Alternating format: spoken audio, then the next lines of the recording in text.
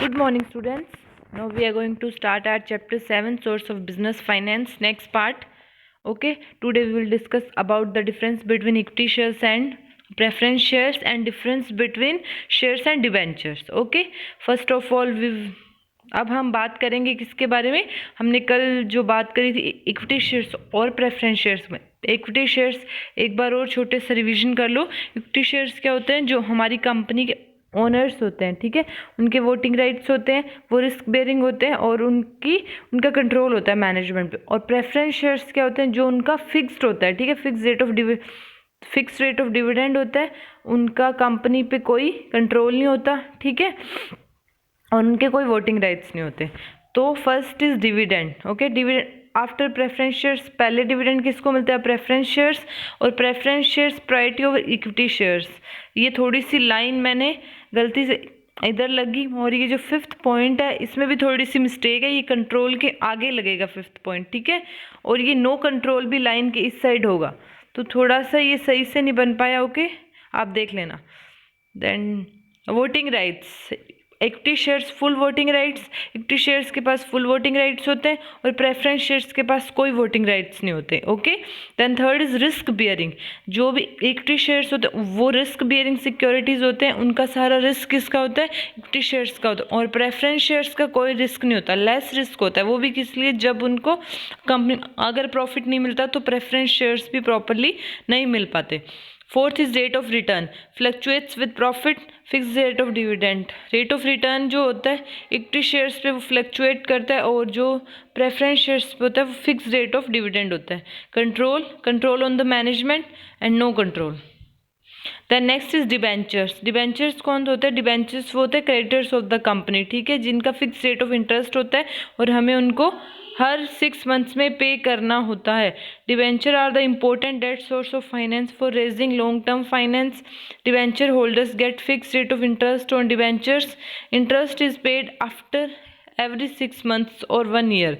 They are like creditors of the company, ठीक है। Debentures कौन होते हैं, जो डेट सोर्स ऑफ फाइनेंस होते हैं, जो लॉन्ग टर्म फाइनेंस रेज करते हैं। Debenture fix rate of interest होता है उनका, ठीक है, और वो हर 6 मंथ्स के बाद उनको इंटरेस्ट पे करना पड़ता है।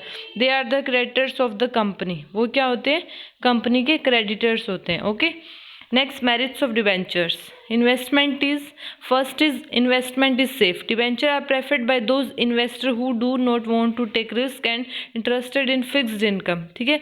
तो डिवेंचर्स कौन क्या होते हैं, उनके जो इन्वेस्टमेंट होती है वो फिक्स्ड होती है और उनको वो कोई भी रिस्क नहीं मिलता, क्योंकि उनको अपना इंटरेस्ट जो होता है वो फिक्स मिलता है। Okay, next is control. Debenture holder do not have voting rights, no control over the management. Debenture holder होते हैं, उनके पास कोई भी वोटिंग राइट्स नहीं होता और उनका मैनेजमेंट पे कोई कंट्रोल नहीं होता। Next third is less costly. Debenture are less costly as compare to cost of preference shares.